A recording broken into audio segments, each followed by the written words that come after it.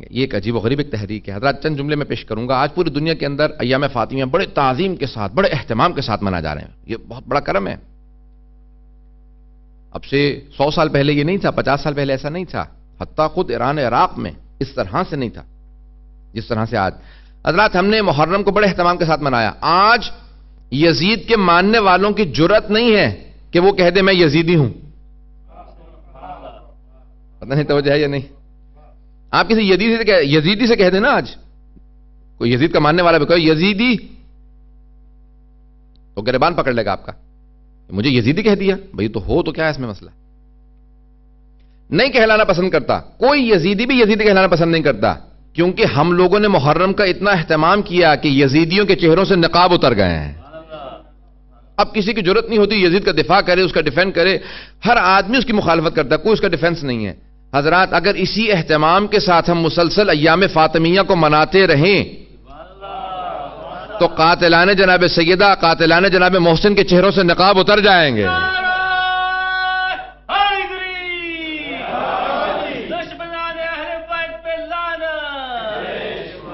غور فرمایا لوگوں نے.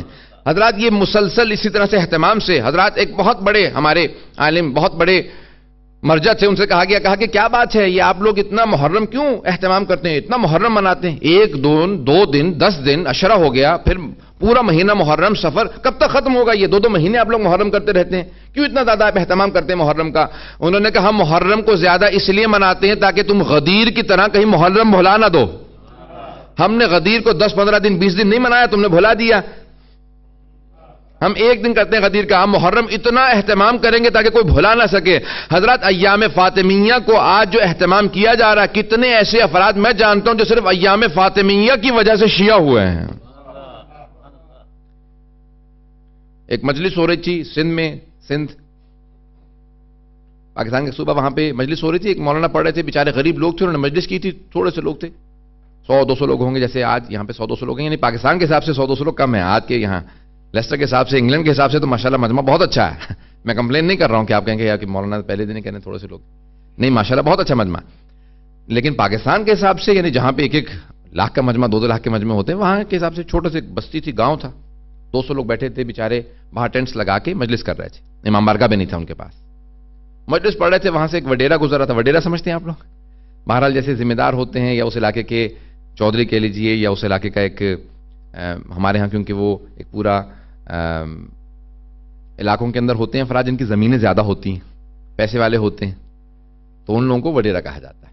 ان کی زمینیں بہت زیادہ ہوتی ہیں، پیسہ زیادہ ہوتا ہے، ان کا انفلوئنس بھی زیادہ ہوتا ہے. وہ گزر رہا تھا، اس نے کہا یہ کیا ہو رہا ہے یہاں پہ، کون مر گیا؟ انہوں نے کہا آج تو کوئی نہیں مرا، یہ بہت پہلے ایک شہادت ہوئی تھی، یہ شیعہ لوگ ہیں یہاں پہ جمع. اس نے کہا اچھا ہماری بستی میں بھی شیعہ ہیں؟ وہ کھڑا ہو گیا باہر سننے کے لیے. تو وہ مولانا پڑھ رہے تھے کہ اس طرح سے دربار میں بی گئیں اور مانگا حق، اور حق نہیں ملا، اور وہ اندر آ گیا. اس نے کہا کون مجلس پڑھ رہا ہے؟ کہ یہ صاحب کیا بات ہے، آپ یہ اس طرح کی باتیں کیوں پڑھ رہے ہیں؟ اس نے کہا کہ یہ ہوا تھا، میں تو صرف مسائل پڑھ رہا ہوں. ہوا تھا یا نہیں ہوا تھا؟ ایسا ہوا تھا؟ انہوں نے کہا ہمارے حساب سے تو ہوا تھا. اس نے کہا آپ یہاں سے کوئی نہیں جا سکتا، نو ون کین موو.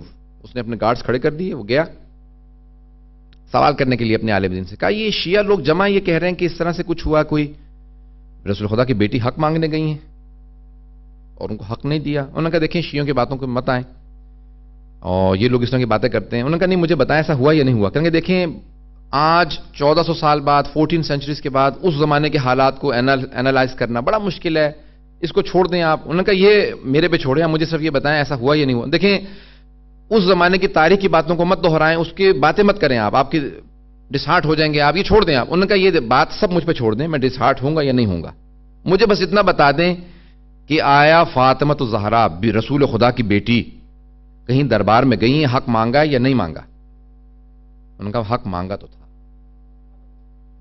حق مانگا تو تھا. اس نے کہا آپ کو پتا ہے حق مانگا تھا؟ انہوں نے کہا ہاں. کہا پھر آپ مجلس میں نہیں گئے؟ جانتے ہوئے آپ مجلس میں نہیں گئے؟ سننے والے دین تھے. انہوں نے کہا دیکھو یہ ڈسکشن مت کرنا، لوگ سب کے ذہن خراب ہو جائیں گے اسلام سے. اسلام کے بزرگوں نے کیا کیا، اور وہ بھی رسول خدا کی بیٹی کے ساتھ، اس کو ڈسکس مت کر. واپس آیا. ان عالم دین سے کہا کہ دوبارہ اول سے مصائب سناؤ کہ کیا ہوا تھا، مجھے معلوم نہیں.